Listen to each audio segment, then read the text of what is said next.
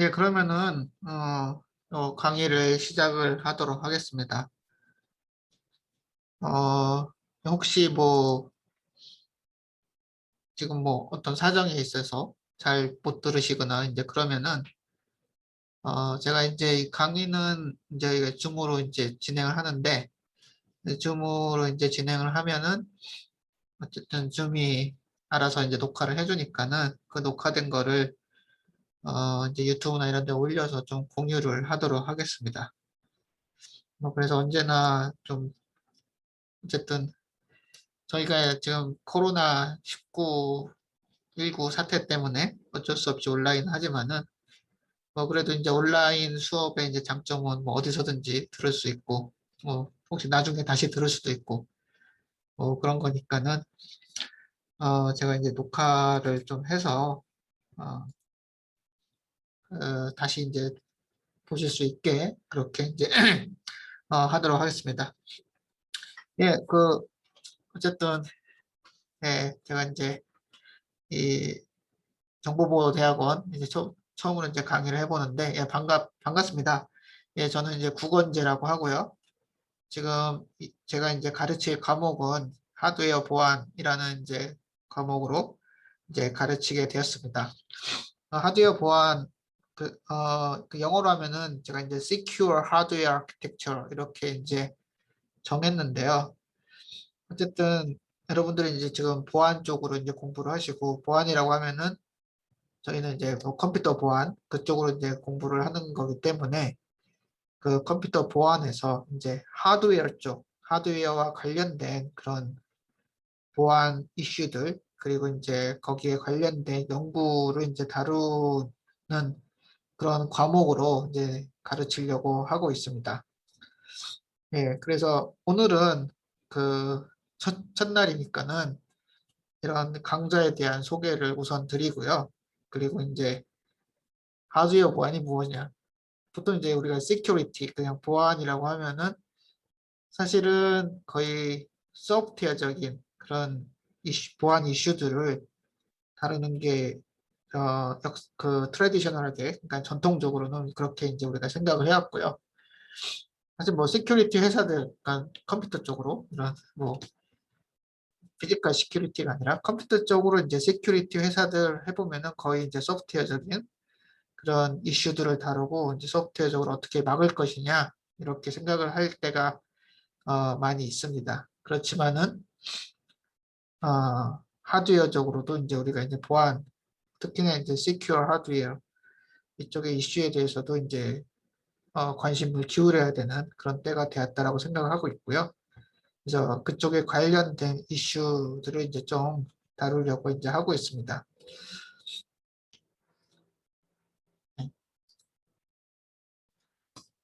어, 이게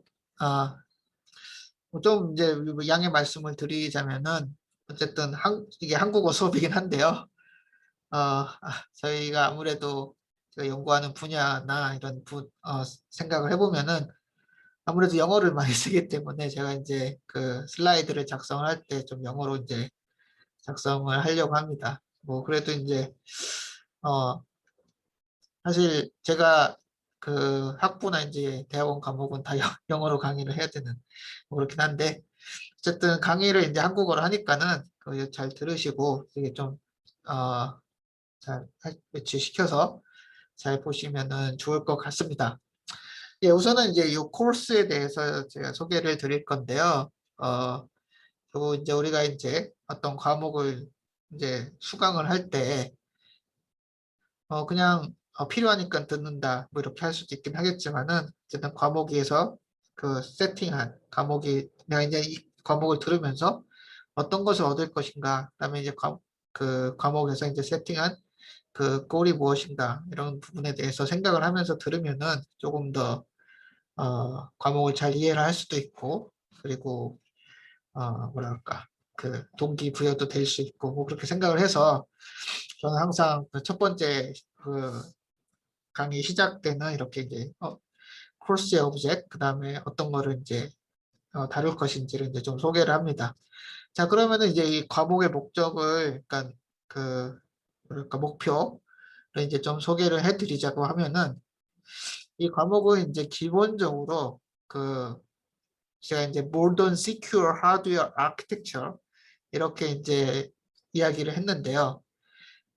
어쨌든 이제 secure한 보안적으로 이제 뭐 완벽할 수는 없겠죠. 모든 지금 뭐 하드웨어나 이런 뭐 소프트웨어나 이제 보안적으로 완벽할 수는 없겠지만은 그래도 이 보안적으로 처리가 된 일단은 우리가 보안적으로 이제 뭐 처리가 됐다라는 거는 그런 여러 가지 보안 공격에 대해서 막기 위한 어떤 장치가 되어 있고 아니면 그 보안 공격을 막기 위한 설계가 되어 있는 그런 종류의 하드웨어 아키텍처, 하드웨어 구조에 대해서 이제 다루겠다라는 것이 이 과목의 그런 하드웨어에 대한 연구를 좀 우리가 소개를 하겠다라는 것이 이 과목의 이제 목적이라고 이제 목표라고 이제 보시면 되겠습니다.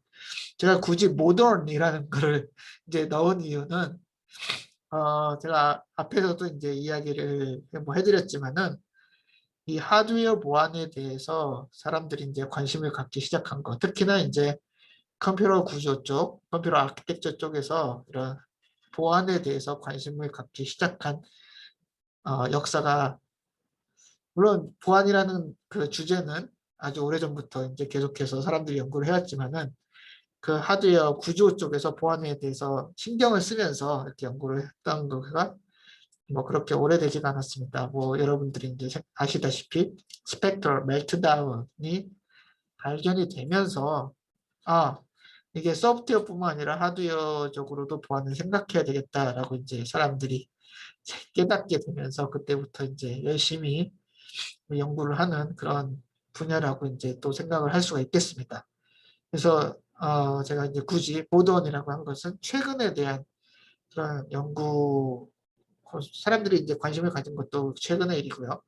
그 연구가 이제 진행이 되는 것도 역시나 최근 일이기 때문에 그 모던 시큐어 하드웨어 아키텍처 뭐 이렇게 소개를 하고 있는 거고요. 그러면 이제 모던 이런 시큐어 하드웨어 아키텍처가 왜 필요하냐?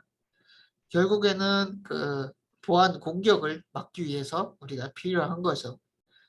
그럼 도대체 그 보안 공격이 무엇을 하길래 우리가 이제 소프트웨어뿐만 아니라 하드웨어적으로도 이런 보안에 대해서 고려를 해야 되는가? 뭐 진짜 머리 아픈 문제죠. 예, 보안을 고려를 해야 되는가? 그런 이유는 지금 발견되고 있는 그런 보안 공격들이, 그러니까 secure attacks 이런 보안 공격들이 무엇을 사용하느냐? 물론 이제 소프트웨어적인 취약점을 뭐 대부분 많이 사용합니다.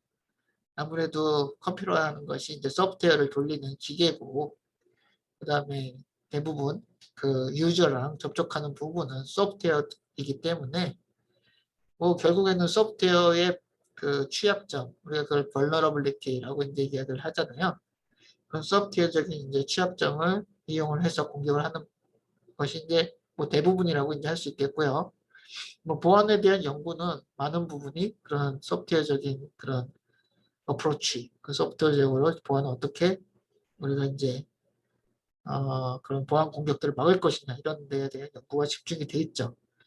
뭐 그래서 쉽게 생각하면은 하드웨어 보안이라는 것은 그 하드웨어 시큐어 어택이라고 이제 우리가 얘기할 때는 하드웨어의 취약점, vulnerability를 사용하거나 그 다음에 부채널이라고 보통 한국어로 얘기를 하는데 사이드 채널, 그 부채널을 이용한 공격, 하드웨어의 이제 사이드 채널을 이용한 그런 공격에 대해서 어떻게 하면 막을 것이냐 여기에 대해서 연구를 하는 그런 분야라고 이제 보시면 되겠습니다. 그래서 이 목표는 뭐 하드웨어 보안, 하드웨어 보안 구조에 대해서 이제 소개를 하는 거고요. 거기에 대한 여러 가지 아이디어, 아니면 보안 공격이 어떻게 이루어지는지를 우리가 이해를 하고 거기에 대한 아이디어들을 좀 이제 소개를 하는 그런 과목이라고 이제 여러분들이 생각을 하시면 되겠습니다. 뭐 이제 소프트웨어도 마찬가지지만 우리가 이제 보안 공격을 막기 위해서는 그 보안 공격이 이루어지는 메커니즘을 잘 이해를 해야 되는 거죠. 뭐 하드웨어도 마찬가지입니다.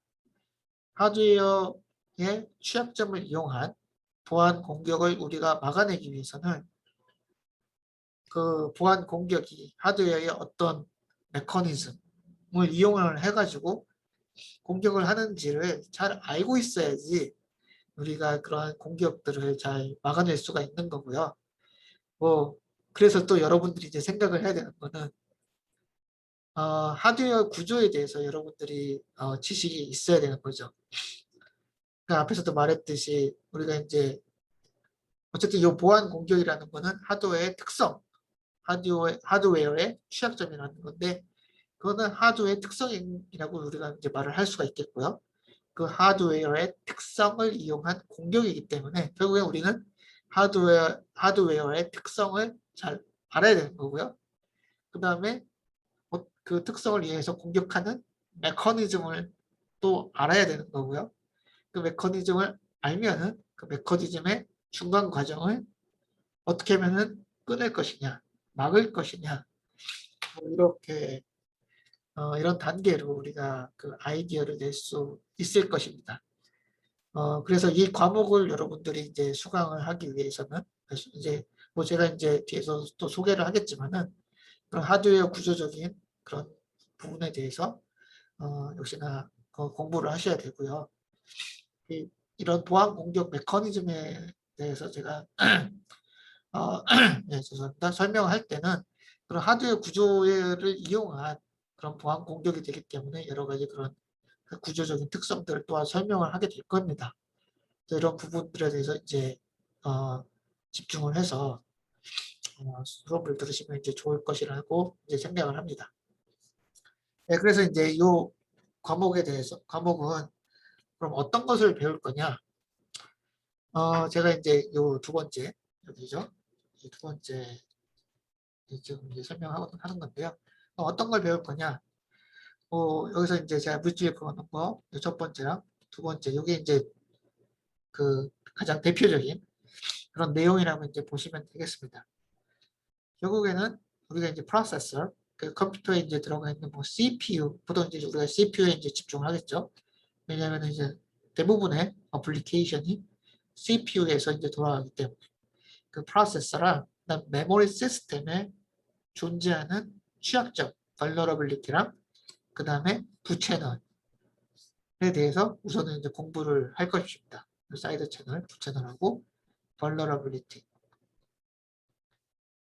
어쨌든 공격은 이런 취약점과 사이드 채널을 이용해서 공격이 이루어지기 때문에 이런 부분에 대해서 이제 소개를 할 거고요. 자, 그럼 두 번째는 어쨌든 이런 보안 공격들이 이제 밝혀지게 되면은 그다음 메커니즘이 이제 밝혀지게 되면은 또 많은 사람들이 연구를 해가지고 아이디어를 이제 내겠죠. 그런 그러면 하드웨어가 어떻게 바꿔야 되고 혹은 하드웨어가 바뀌면 또 어디가 바뀌어야 돼요? 소프트웨어가 바뀌어야 되죠. 네, 어쨌든 소프트웨어라는 거는 하드웨어 위에서 돌아가는 거기 때문에 그래서 이런 여러 가지 그 하드웨어적인 아니면 하드웨어 플러스 소프트웨어적인 그런 연구 결과들, 연구 아이디어들이 이제 역시나 이제 사람들이 이제 발표를 하고 사람들이 이제 이야기를 하고 있는데 거기에 대해서도 어떤 아이디어들이 있는지 또 이제 살펴보는 그 그런 것들을 이제 우리가 배우게 될 거고요. 자, 그래서 이제 그걸 위해서 우리가 또 어떤 거를 배워야 되느냐? 역시나 제가 말했듯이 이제 프로세스랑 메모리 아키텍처에 대해서 좀 이해가 필요해요. 그렇기 때문에 이런 컴퓨터 구조에서 배우게 되는 프로세서랑 메모리 시스템 아키텍처에 대해서 제가 리뷰를 할 겁니다. 어쨌든 뭐 아시는 분들도 있겠고 아니면 잘 모르시는 분들도 있을 수도 있을 거라고 생각을 하는데 그런 부분에 대해서 이제 우리가 또 확실하게 짚고 넘어가야 되기 때문에 프로세서랑 메모리 시스템 아키텍처 구조에 대해서 제가 이제 리뷰를 이제 할 거고요. 그다음에 이제 가장 중요한 이 프로세서 하드웨어 보안을 그 하드웨어의 구조적 vulnerability, 하드웨어의 구조적 취약점을 이용한 공격 중에 가장 유명한 게 스펙터랑 멜다운이죠. 스펙트럴 멜트다운에 대해서 어떤 메커니즘으로 얘가 동작을 하는지 역시나 우리가 잘 알아야지만이 그렇게 이제 또 막을 수가 있기 때문에 이 부분에 대해서 이제 또 소개를 할 거고요. 그 다음에 이제 또 우리가 이제 프로세스 그 컴퓨터 보안, 하드웨어적인 보안이라고 얘기를 하게 될 때 프로세서 구조적 보안뿐만 아니라 또 우리가 메모리에 대해서 또 우리가 고려를 해야 됩니다. 예, 왜냐면은 컴퓨터에서 데이터가 저장되는 부분은 메모리죠. 아무래도 그, 어쨌든 뭐 보안 이슈나 보안 공격은 뭐 대부분 메모리를 통해서 발생합니다.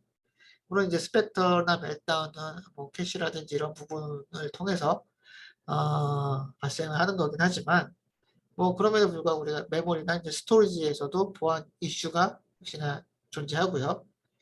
그런 보안 이슈라든지 아니면은 뭐 방법이 어택을 막기 위한 방법들 그런 테크놀로지들을 또 이제 배우게 될 거고요. 그 다음에 이제 시큐어 아키텍처 디자인 역시나 이제 구조적으로 어떻게 시큐어한 그런 보안을 고려한 아키텍처를 이제 우리가 이제 디자인할 것인지 어떻게 디자인할 것인지 이런 부분에 대해서 좀 커버를 하려고 합니다. 예, 그래서 이제 보시면 아시겠지만은 약간 이제 다른 보안 과목과 달리 하드웨어에 대해서 좀 집중적으로 우리가 이제 공부를 하게 될 거고요. 하드웨어 특성이라든지 이런 부분에 대해서 역시나 제가 이제 커버를 하게 될 겁니다. 예, 그래서 이제 텍스트북으로는 뭐 사실은 이 하드웨어 보안에 대한 것이 지금 최근 역시나 그렇게 사람들이 관심을 가지게 된 거가 그렇게 뭐라 그럴까 뭐 이렇게 많은 관심 제가 뭐 아까도 말했듯이 연구는 계속되고 있었지만 어쨌든 이런 많은 관심을 가지게 된 거가 그렇게 오래되진 않았죠. 그래서 뭐 교과서를 어떻게 할까, 뭐 텍스트북을 어떻게 고를까, 뭐 이렇게 좀 생각을 해봤는데 그렇게 책을 고르기 쉽지 않아요. 뭐 책도 별로 없고요. 뭐 찾기가 쉽지 않고. 그래서 이제 이 아키텍처에서 보안적으로 이제 연구하는 그런 교수님이 이제 쓴 그 Principles of Secure Process Architecture Design이라는 이 책을 가지고서 이 책의 내용을 가지고서 이제 우선은 진행을 하려고 하고 있고요. 또 이제 또 여러 연구 내용이라든지 이런 부분들이 있기 때문에 제가 이제 그 렉처 슬라이드에 이런 뭐 여러 가지 이제 최신 연구라든지 이런 부분들을 조금 이제 포함을 시킬 거고요. 그 다음에 뭐 리서치 페이퍼가 필요하면은 뭐 리서치 페이퍼를 좀 공유를 하도록 하겠습니다. 뭐 이게 좀 너무 뭐랄까 너무 이제 뭐 연구 중심으로 가는 거 아니냐 그렇게 생각하실 수도 있는데 이게 어쨌든 이런 하드웨어 보안이라는 그런 주제 자체가 그렇게 최신 주제이기 때문에 이런 뭐랄까 뭐 리서치 페이퍼라든지 이런 부분들을 이용을 해야 되는 그런 부분이 있습니다. 뭐 아무래도 이런 뭐 소프트웨어 보안이라든지 이런 부분은 텍스트북이라든지 이런 게 많이 있을 수 있는데 어쨌든 이런 뭐랄까 제가 만든 슬라이드하고 소개하는 뭐 리서치 페이퍼 그다음에 이 텍스트북에 나와 있는 것들을 이제 중심으로 해가지고 소개를 하려고 하고 있습니다. 뭐 다른 질문 있나요?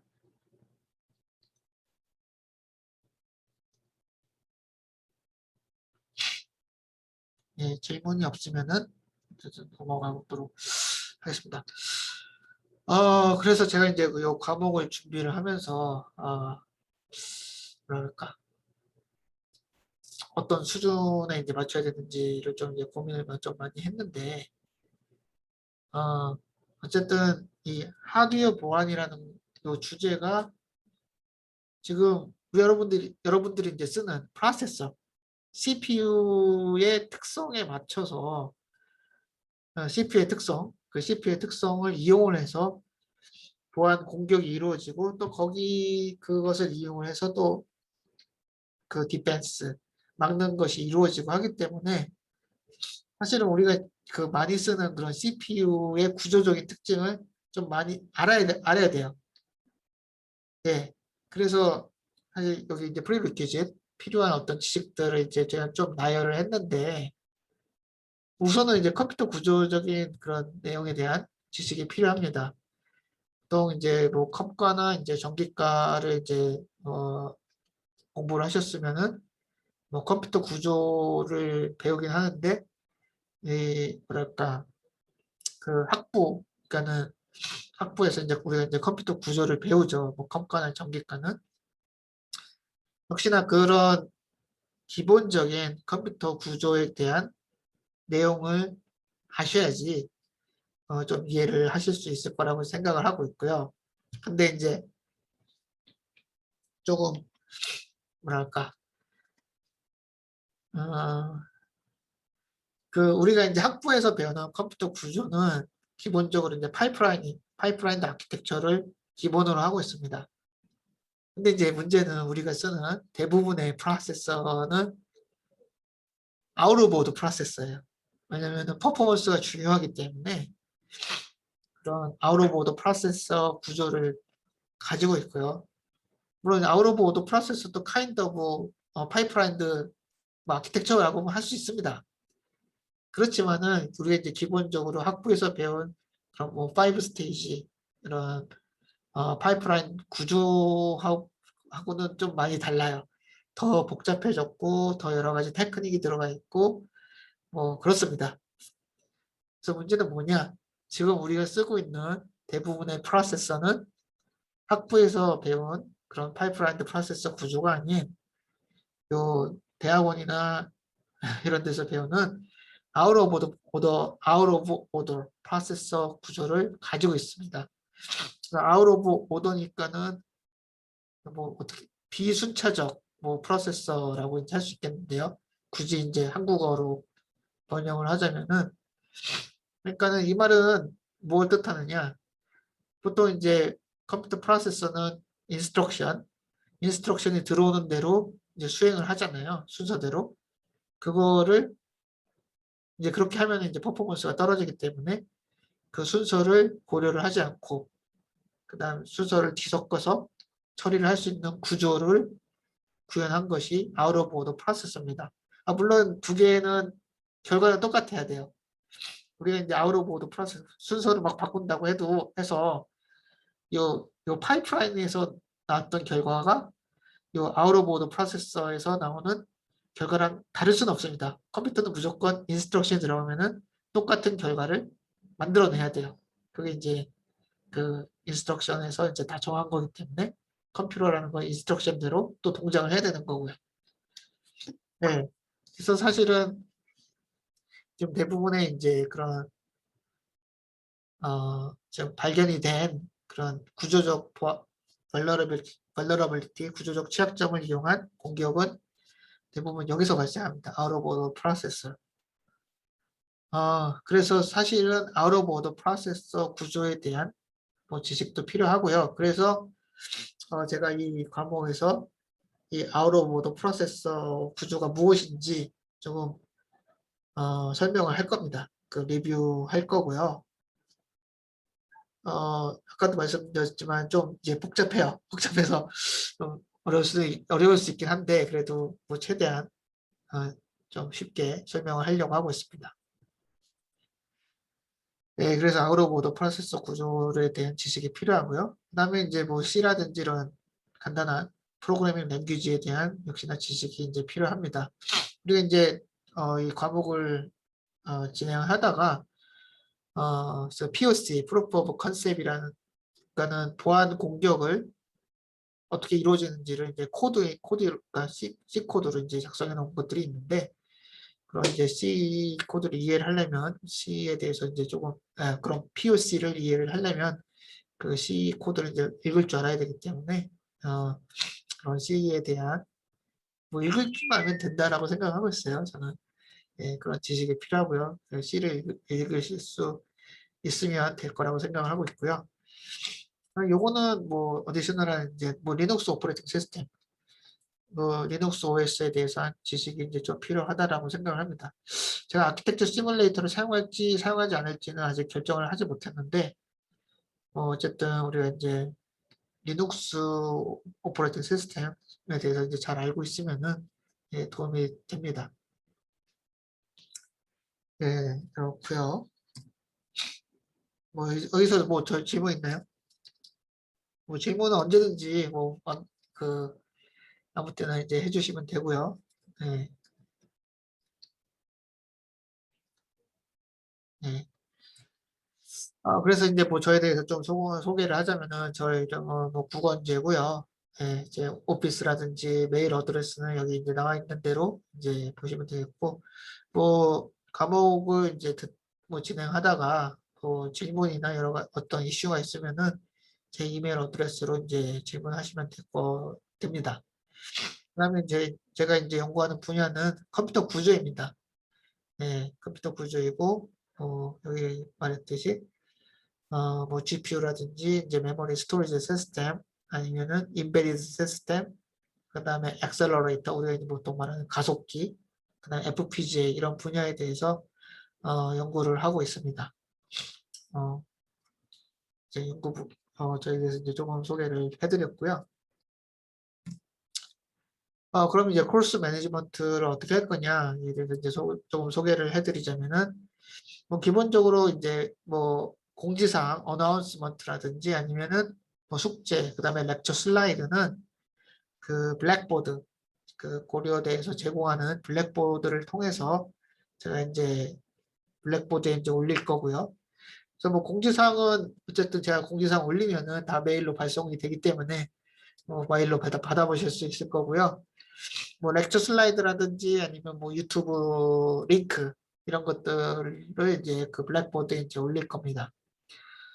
그리고 요거는 제가 이제 그 블랙보드가 이제 이런 그 클래스 매니지먼트에 이제 쓰이긴 하지만 저는 이제 그 블랙보드가 이제 그렇게 좋은 툴이라고 생각하지 않아요.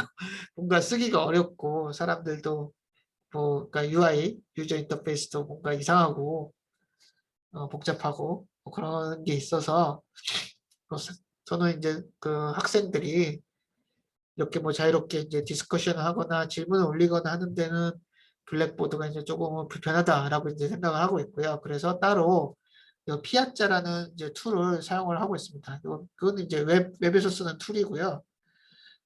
이 피아자라는 요 클래스 매니지먼트 요 툴이 있는데 여러분들이 요 피아자를 보시면 피아자를 통해서 뭐 질문도 올리실 수 있고요. 그 다음에 요 올린 질문에 대해서는 뭐 아무나 답을 하실 수 있습니다. 뭐 저뿐만 아니라 다른 학생들, 뭐 아니면 뭐, 예, 다른 학생들도 이제 답을 해주실 수 있고요. 그렇기 때문에 그냥 이메일을 보내거나 아니면 블랙보드에 올리거나 하는 것보다 조금 더 빨리 제가 이제 그 질문을 볼 수가 있고 또 역시나 더 빨리 그 답변을 받을 수 있는 그런 뭐랄까 툴이라고 이제 보시면 되겠고요. 뭐 간단하게 열로 들어가셔서 이제 피아자에 가입을 하시면 되겠습니다.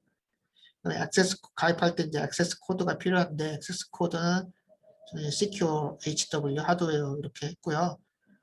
뭐 스튜던으로 이제 가입을 하시면 됩니다.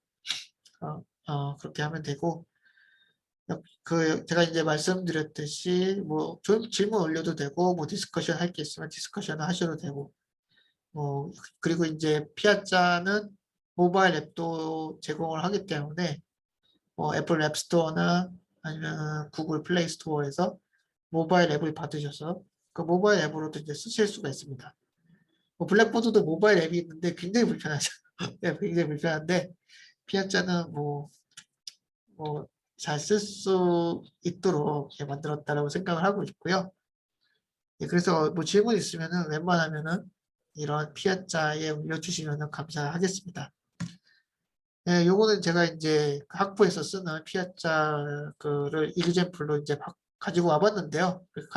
여기다 이제 보여드리는 건데, 뭐 보시면 아시겠지만은 이렇게 이제 학생들이 이제 질문하고요. 여기 뭐 인스트럭터스 앤서가 있죠. 예, 그래서 뭐 저나 아니면 다른 학생들이 대답을 해주셔도 돼요. 예, 이렇게 이제 Q&A를 진행하는 그런 툴이라고 이제 보시면 되겠습니다.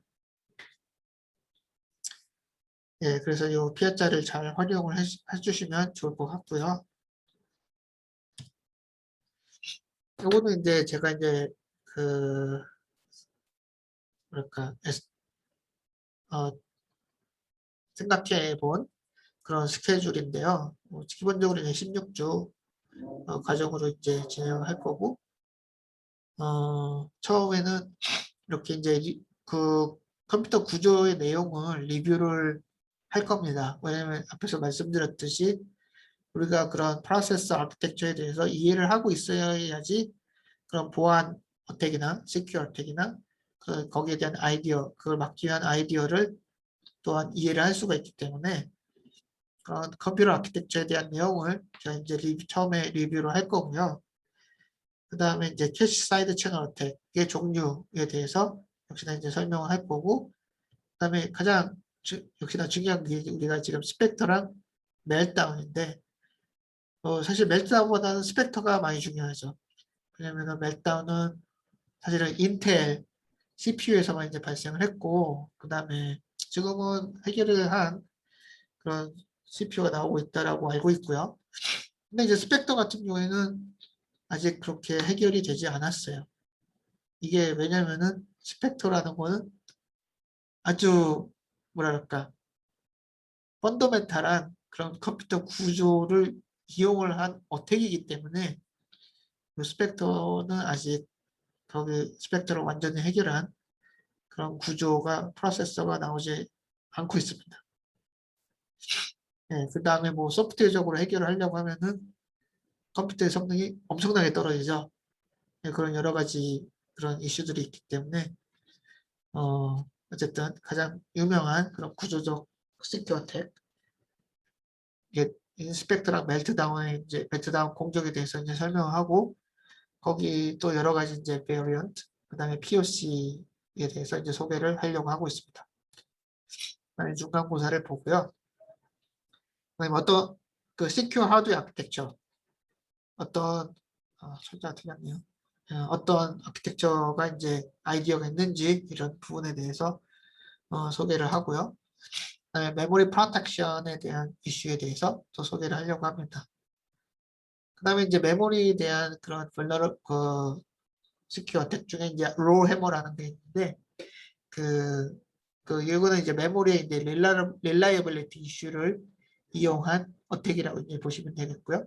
로 해머에 대해서 이제 또 설명을 드리고 그다음에 뭐 넘버러터 메모리나 스토리지 그다음에 인텔의 SGX 그런 기술들에 대해서 이제 조금 설명을 하려고 하고 있습니다. 예, 이게 이제 제가 이제 그냥 구상해 본 그런 수업 계획이 되겠고요. 예, 그래서 수업 소개는 저거 네, 다른 질문 있나요?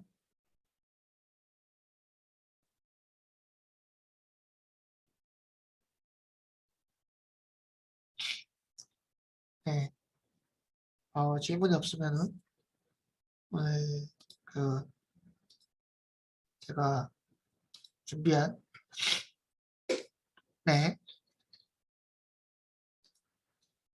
MVME까지는 제가 설명을 뭐 커버를 하려고는 하고 있지 않은데요.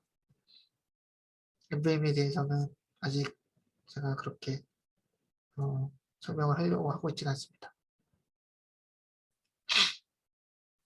MVMe는 스토리지 프로토콜 뭐 그런 거기 때문에 물론 지금 적용이 돼 있고 그렇긴 하지만은 그 MVMe에 대한 보안은 아직 제가 이제 커버를 할 계획은 없습니다.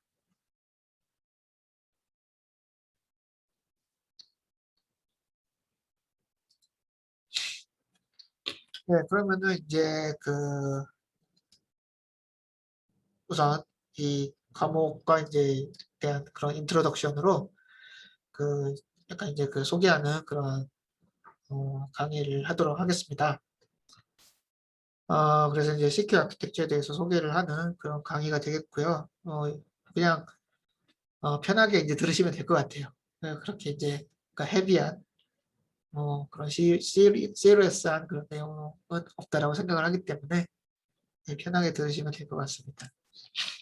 자, 그러면은 요 인트로덕터리 강의의 이제 무엇이나 그 목표가 뭐냐 했을 때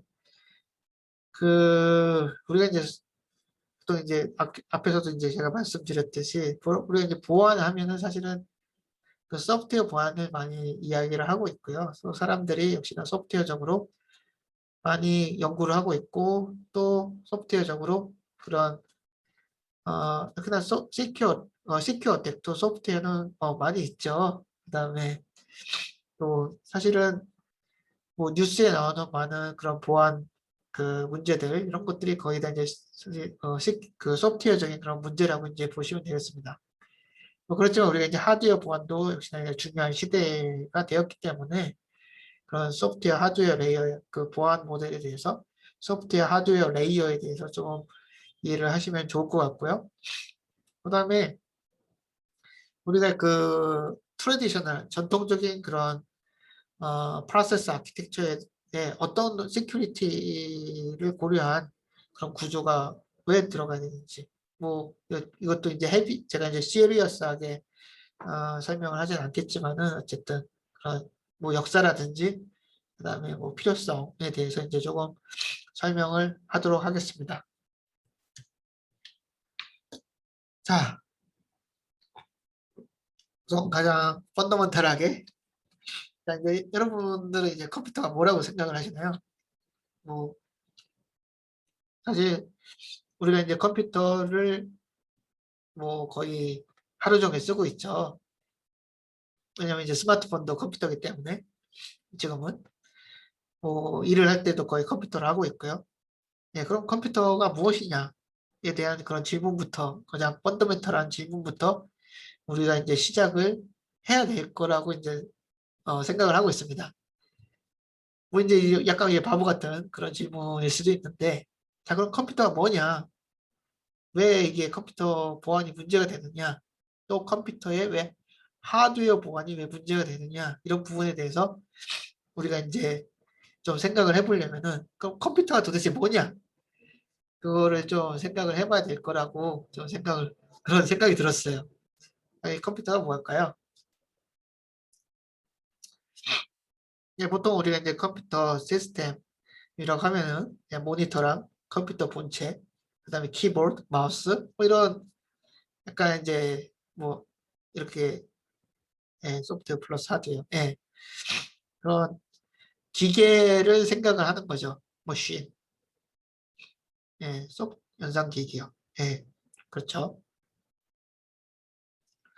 도대체 뭐 컴퓨터가 어떤 특징이 있길래 어떤 특성을 가지고 있길래 우리가 이 컴퓨터에 대해서 보안적으로도 또 하드웨어적으로 어떻게 이제 동작을 하길래 생각을 해야 되는가 이런 부분에 대해서 우리가 좀 생각을 해야 된다라고 저도 생각을 하고 있고요. 어, 예, 도대체 뭘까? 연산 계획의 소프트웨어 플러스 하드웨어 뭐 이렇게 이야기를 하고 있는데, 자 우선 하드웨어만 보자고 하면은 우리가 이제 보통 이야기하는 electric devices, 그러니까 뭐 전기로 동작하는 모든 기계들이 다들 사실은 하드웨어죠. 뭐 예를 들어서 TV 하드웨어라고 우리가 이제 할 수가 있겠고요. 뭐 세탁기, 냉장고 뭐 이것도 다 하드웨어죠. 뭐 electric devices 그냥 뭐 머신이니까 뭐 그냥 까놓고 말해서 뭐 기계이기 때문에 뭐 스마트폰도 보면은 이것도 뭐 기계죠. 하드웨어. 그냥 우리가 이 스마트폰 이렇게 보면은 뭐 우리가 이제 뭐라 그럴까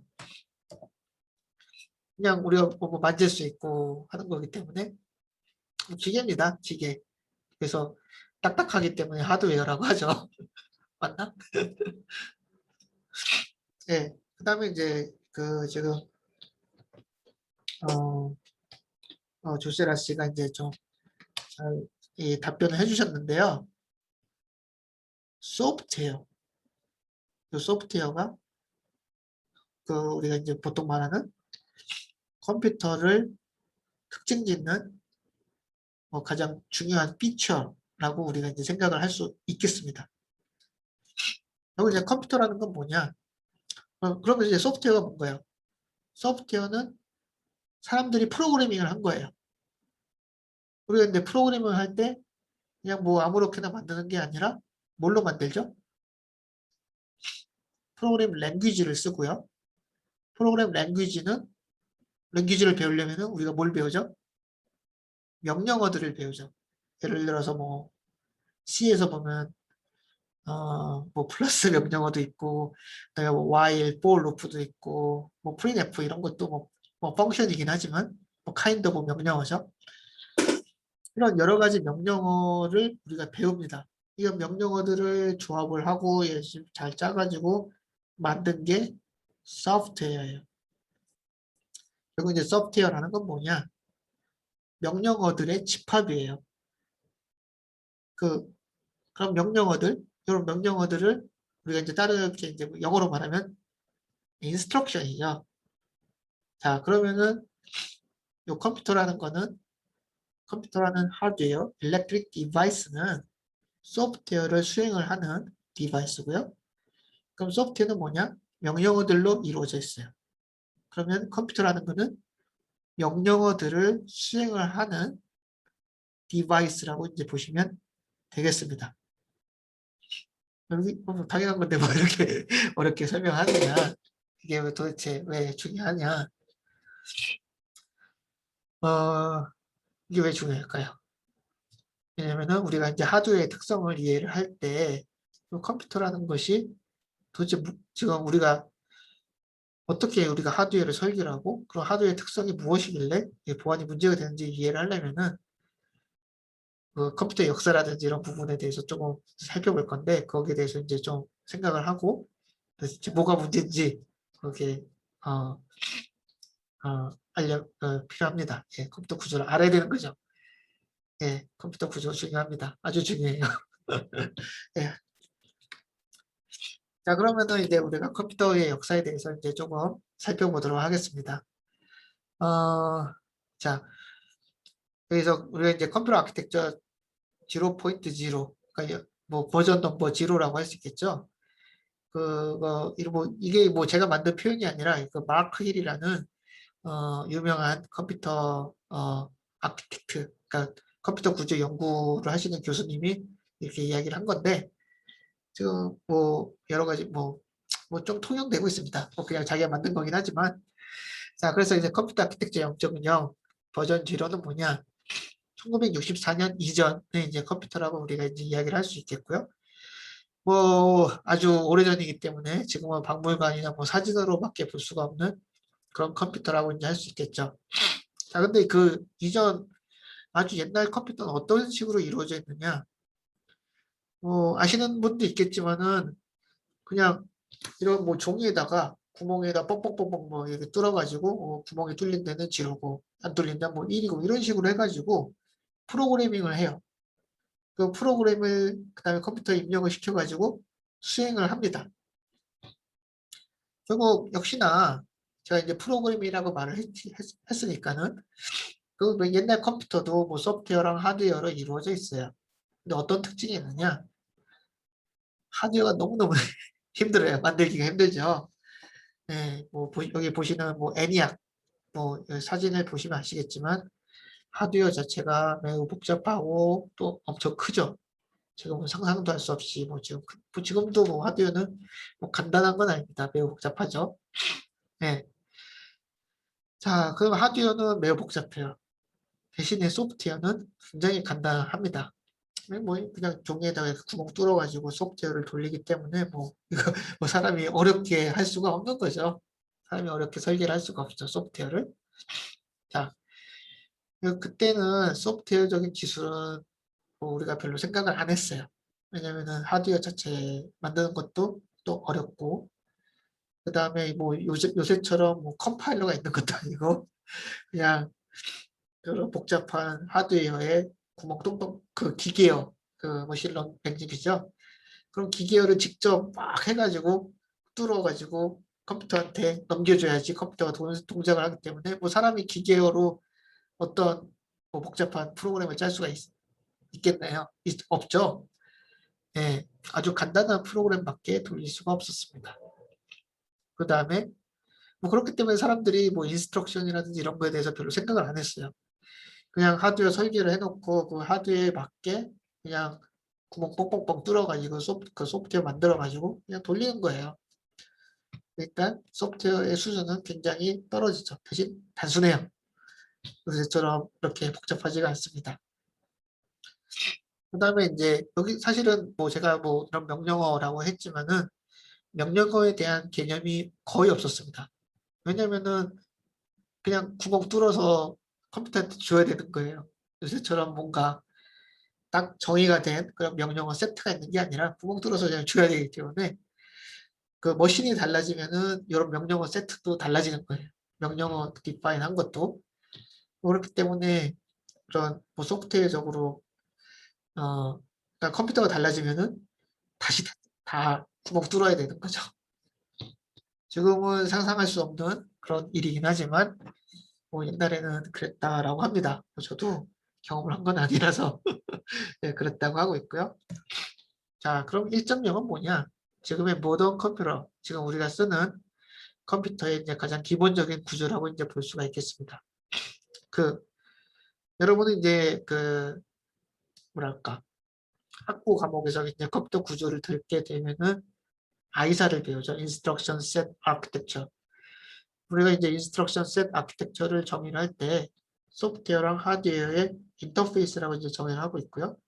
그 다음에 Instruction Set Architecture라는 건 뭐냐? 그 컴퓨터가 이제 수행을 해야 되는 인스트럭션을 정의를 해서 그러면 소프트웨어는 이 정의된 인스트럭션에 따라서 컴퓨터한테 명령어를 줘야 되고요.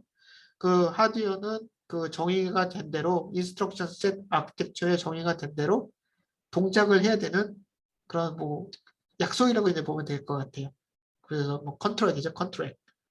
또 이제 그 컨트랙이라고 이제 우리가 보면 되겠는데 그것을 정의한 뭐 문서라면 문서일 수도 있고 그래서 그 정의가 인스트럭션 셋 아키텍처입니다. 아이사라고 우리가 부르는 그 인스트럭션 셋 아키텍처를 처음 정의를 한 것이 IBM 시스템 360, 300, 예, 아주 옛날 컴퓨터 여기 지금 사진에 나와 있는데 뭐 스틸 크죠. 스틸 크긴 한데 어쨌든 인스트럭션 셋 아키텍처를 최초로 정의를 해서 그것을 하드웨어로 수행하도록 만든 것이 IBM 시스템 360예요. 360.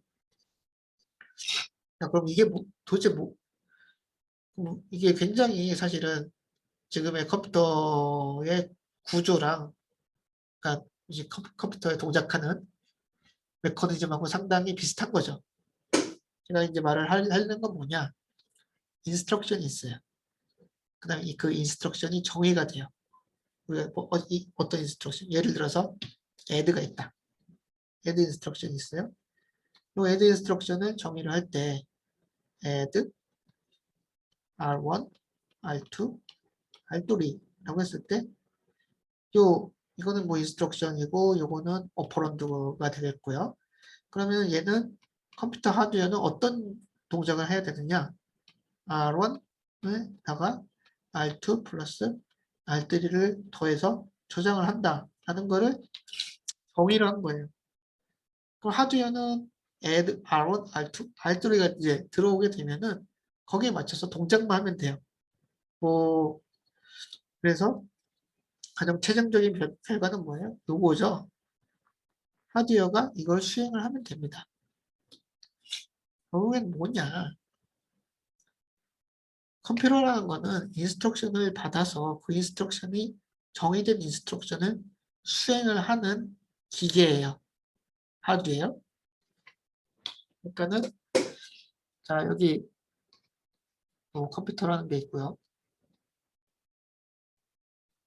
그 다음에 여기 어떤 인스트럭션이 있어요. 이 인스트럭션은 아이사에 정의가 되어 있어요.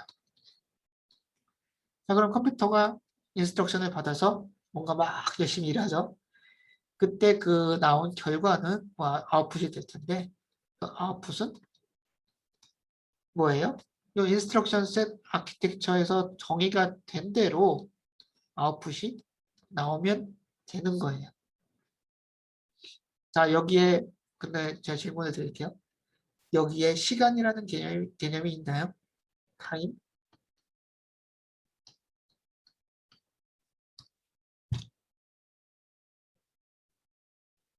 없습니다. 예. 타임이라는 개념이 없어요. 여기 우리가 아이사에서 정의를 한 건 뭐냐? 인스트럭션 셋 아키텍처에서 정의한 건 뭐냐? 인스트럭션 1이 들어가면은 뭐 시간은 걸리겠죠. 현실 세계에서 뭐 델타 t만큼 시간은 걸리겠지만 결국 정의가 된 아웃풋 1이 튀어나오면 되는 거예요. 여기가 뭐 1나노세컨드가 걸리든 아니면 1초가 걸리든 그거는 아이사의 정의가 안 돼 있습니다.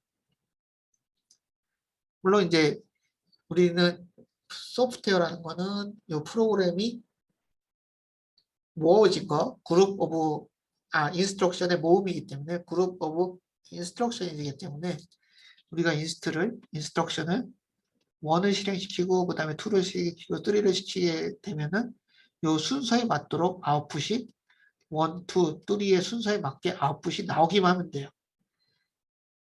제가 그 순서만 맞으면 되는 거예요. 그러니까 인스트럭션 1, 2, 3가 순서대로 들어가면은 아웃풋이 1, 2, 3가 순서대로 나오기만 하면 돼요. 계속 말씀드렸지만 1초가 걸리든 1나노세컨드가 걸리든 요거는 인스트럭션 셋 아키텍처는 상관을 하지 않습니다. 도대체 이걸 제가 왜 설명하느냐? 결국에는 컴퓨터는 아웃풋만 제대로 만들면 돼요.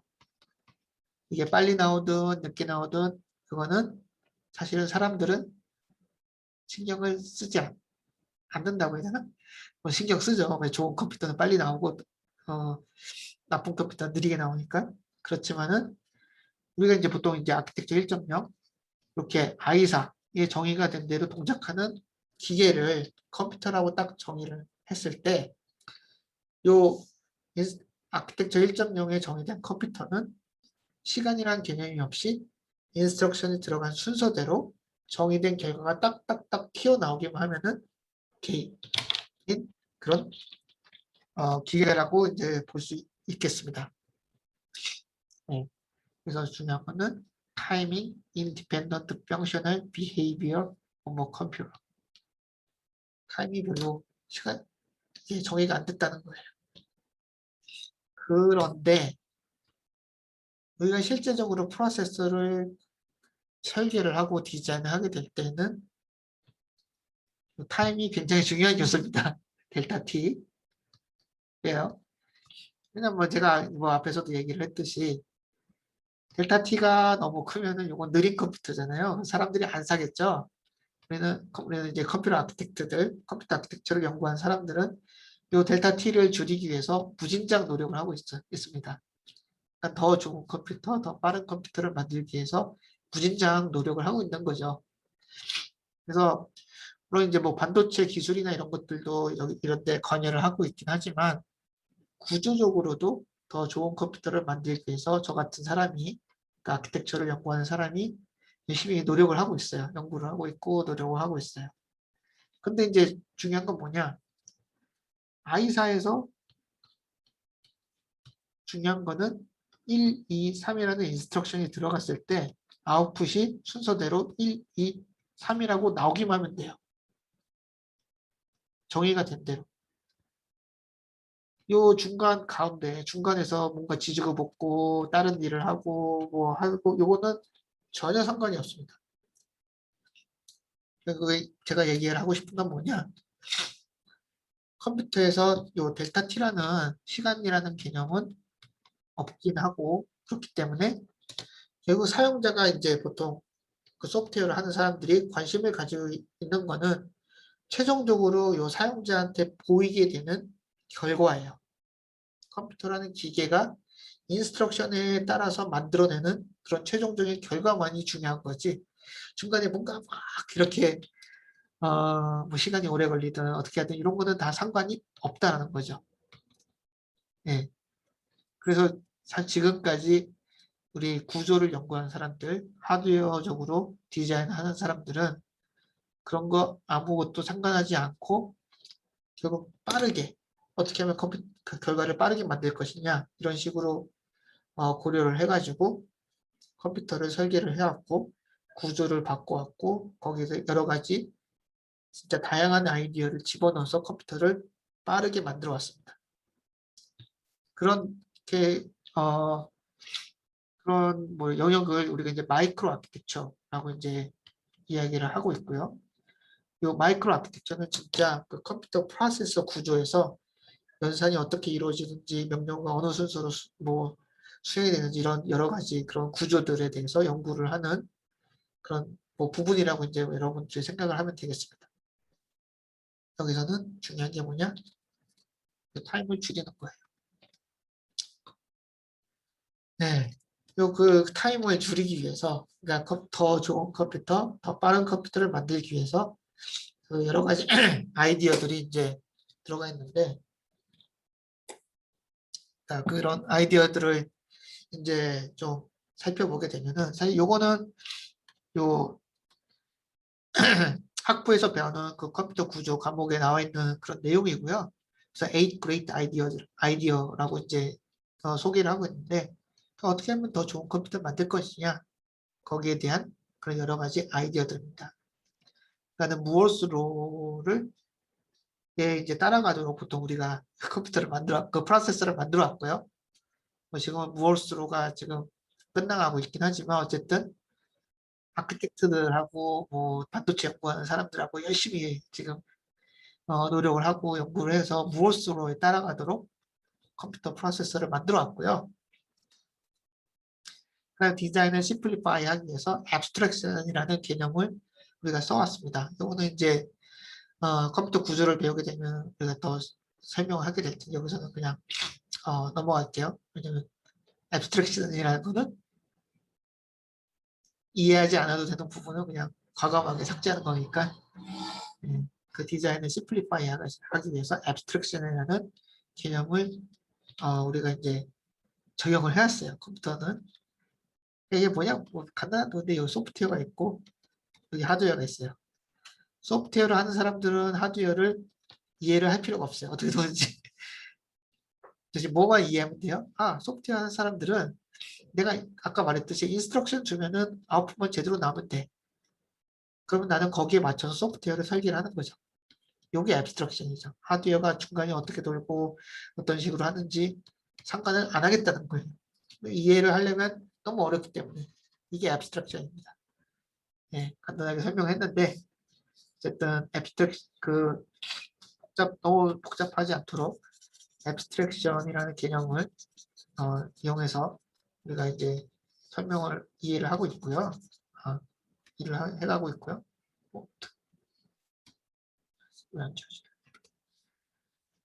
뭐 커먼 케이스 패스트, 뭐 패러럴리즘, 파이프라이닝, 프레딕션 뭐 이런 여러 가지 이제 테크닉을 가지고서 컴퓨터를 더 프로세스를 빠르게 만들기 위해서 노력을 하고 있습니다. 자, 여러분이 봤을 때 보세요. 뭔가 빠져 있어요. 그다음에 요거는 이제 다른 그런 다른 학자가 이제 좀 뭐랄까 정리를 한 Principles of Computer Architecture인데요. 그럼 프로세서 디자인할 때 어떤 걸 우리가 보통 고려를 하느냐? 캐시, 파이프라이닝, 프리딕션, 패러럴라이징, 인다이렉션, 스페셜리제이션 이런 부분들을 이용해서 컴퓨터를 더 빠르게 만들겠다, 더 좋게 만들겠다 이렇게 이야기를 하고 있어요. 제가 생각했을 때 여러분들이 이런 것들을 이해를 하고 있으면 좋겠다라고 이제 생각을 하고 있긴 하지만 어쨌든 캐싱이라는 거는 많이 사용되는 데이터들을 작고 빠른 메모리에 저장을 하는 거고요.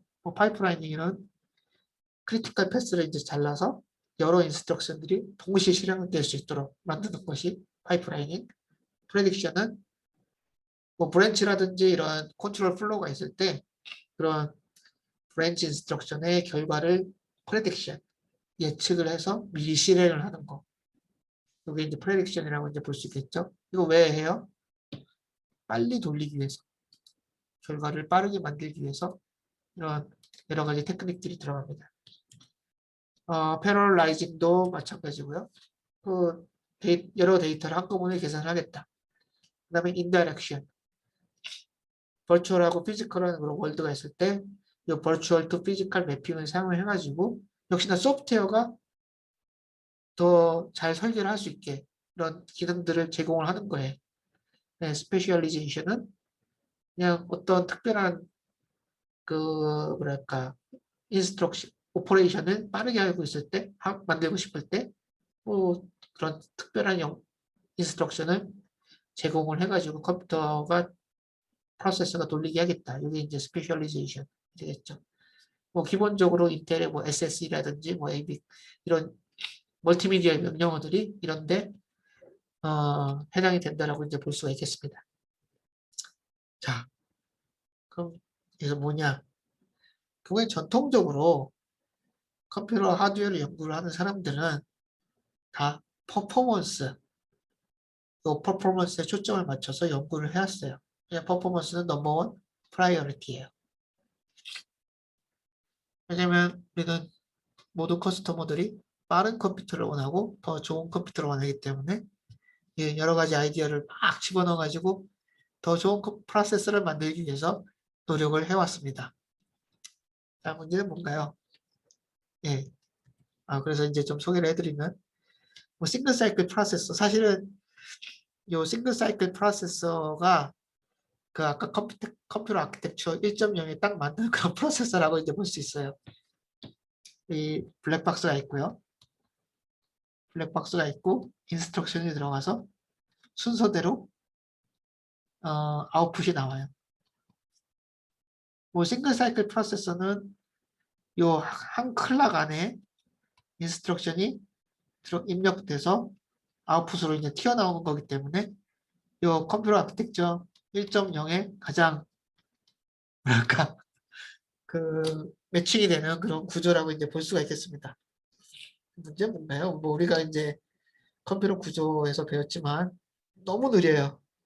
크리티컬 패스도 길고 그 다음에 여기 하드웨어가 놀고 있는데 그 하드웨어를 사용하지 않아요. 문제가 많죠. 퍼포먼스적인 문제입니다. 그래서 나온 게 파이프라이닝이죠. 예, 파이프라인이 좀 더 복잡해졌어요. 구조가 좀 더 복잡해졌습니다. 파이프라인의 문제는 뭐냐? 메모리가 너무 느리기 때문에 그 데이터가 이제 뭐 D램이나 이런 데 있을 경우에는 멈춰야 돼요. 파이프라인이 올스톱이 돼야 되는 거죠. 역시나 문제예요. 그럼 뭐냐, 이게 뭐냐? 뭐 이런 거랑 마찬가지죠. 인스트럭션 A가 있고 B가 있고 C가 있어요. 근데 아까 말했듯이 우리가 이제 I사는 인스트럭션이 들어간 순서대로 아웃풋이 튀어나와야 돼요. 아웃풋이 이제 나와야 되는 거죠. A라는 아웃풋, B-라는 아웃풋, C-라는 아웃풋이 순서대로 나와야 돼요. 문제는 뭔가요? 얘가 어디가 걸렸어요.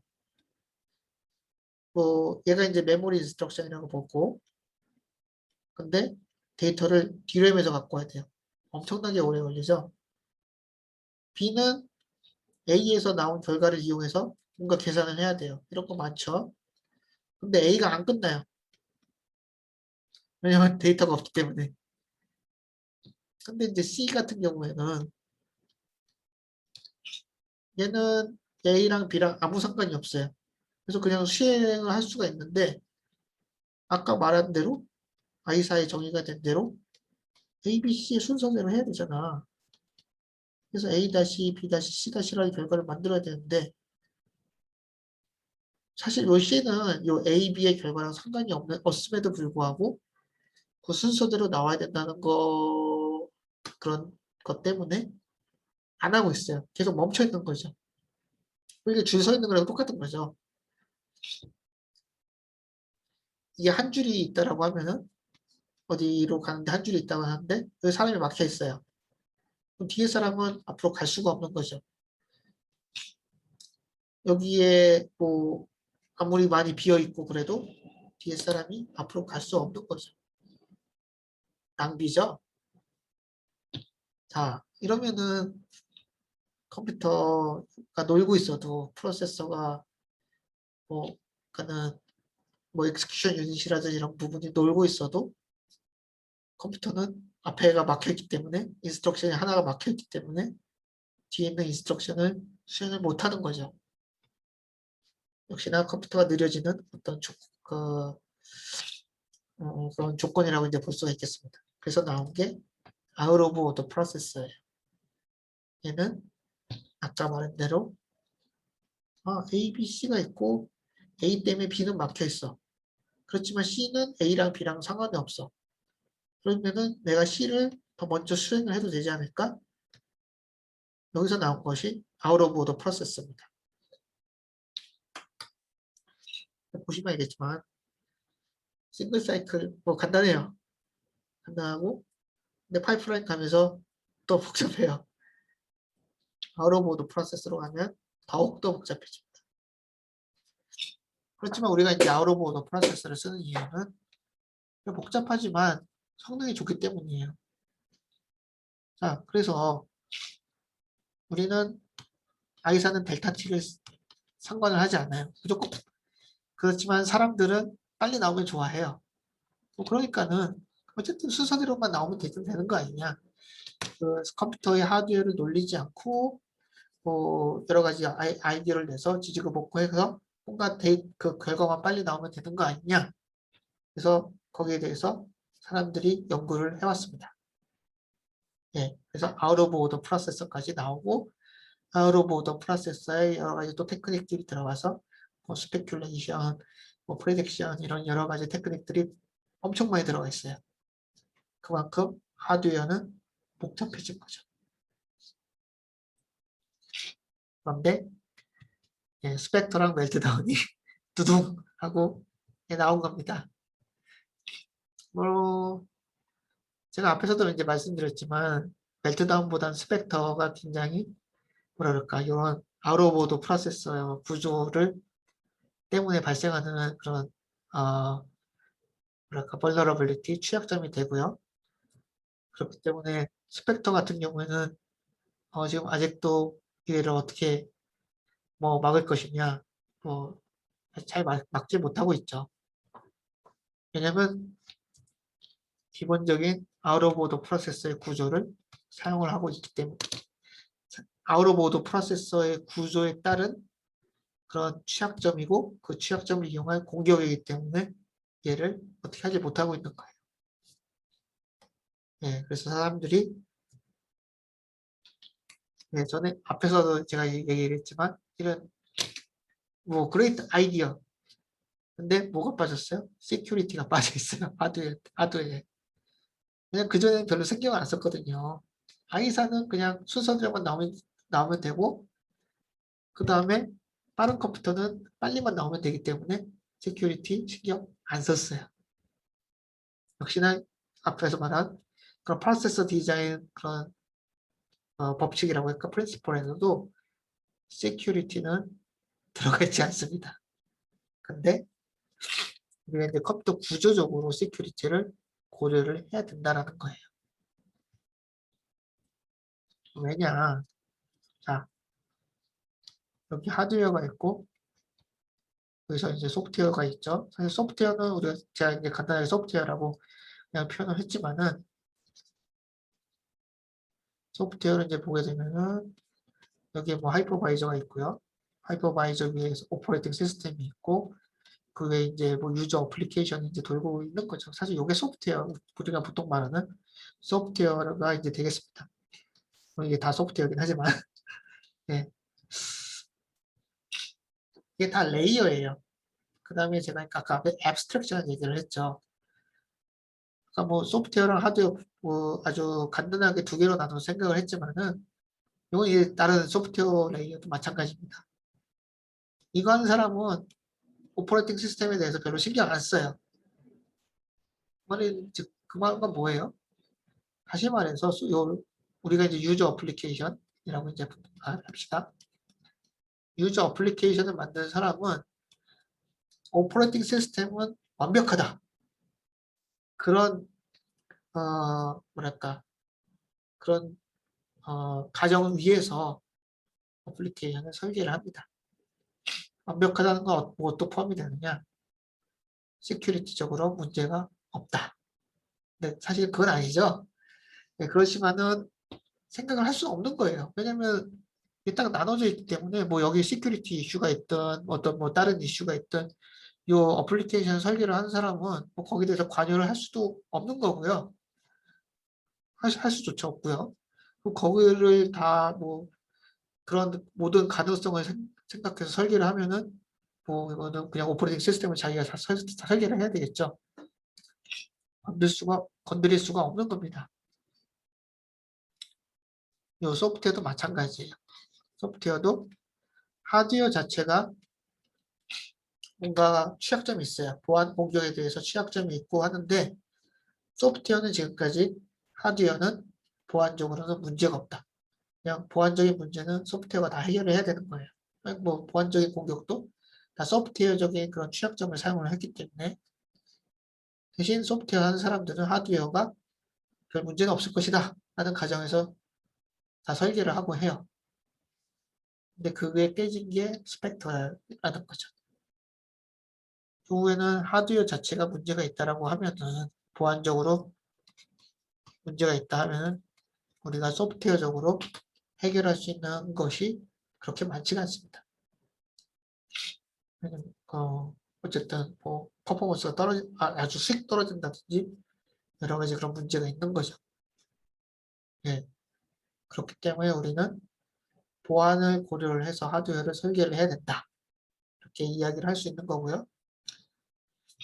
자, 그러면은 제가 앞에서 말했듯이 하드웨어가 바뀌면 이 위에 있는 소프트웨어들 역시나 바뀌어야 되는 거죠. 왜냐하면 하드웨어가 밑에 이 기초가 되기 때문에 그 운동장이기 때문에 운동장이 바뀌면은 거기에 맞춰서 위에 있는 사람들도 조금씩 뭔가 수정을 해야 되는 거죠. 뭐,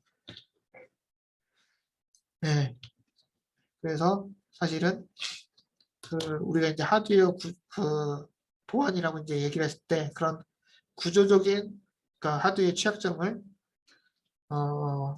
해결하기 위한 구조적인 노력도 이제 들어가야 되는 거고 그 구조적인 노력을 구조적으로 이제 우리가 수정을 하게 되면은 그 구조를 사용하기 위한 소프트웨어적인 구조도 우리가 또 고려를 해야 됩니다.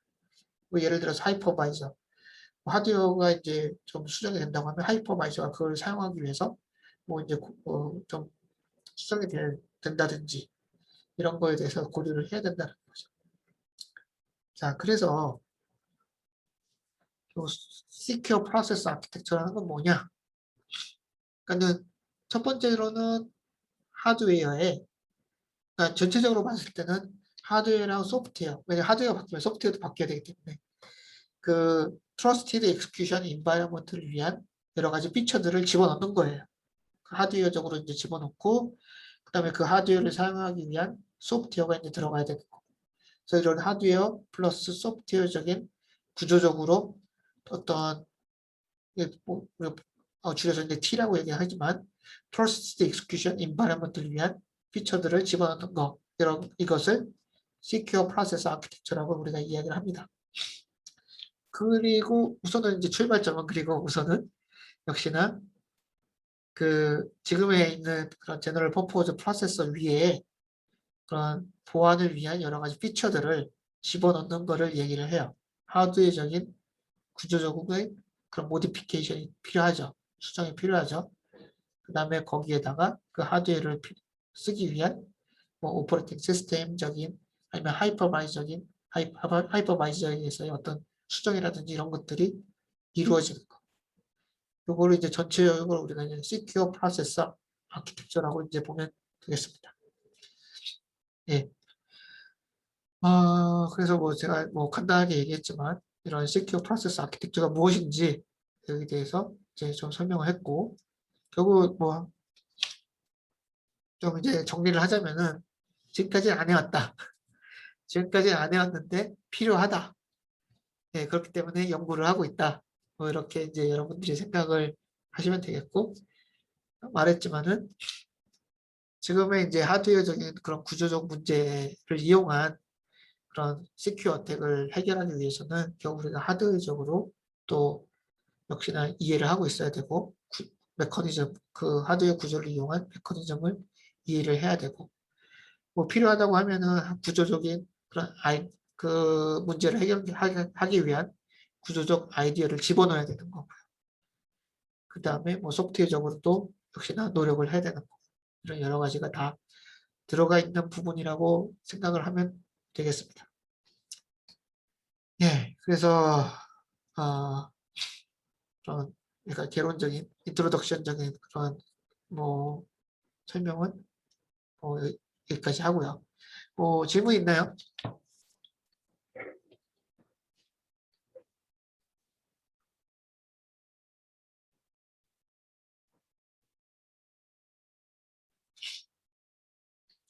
예.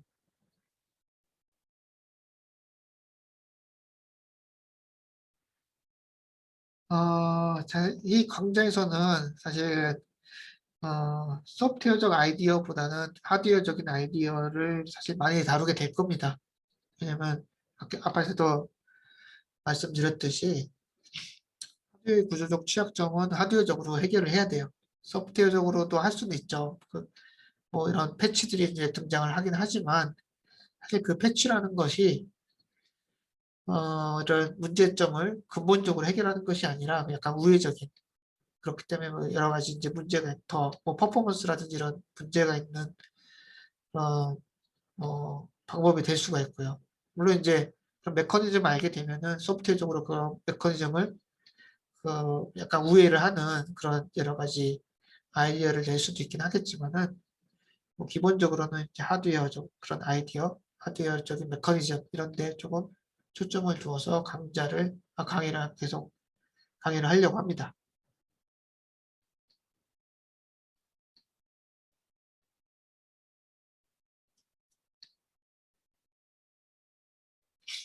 네, 다른 질문 없나요?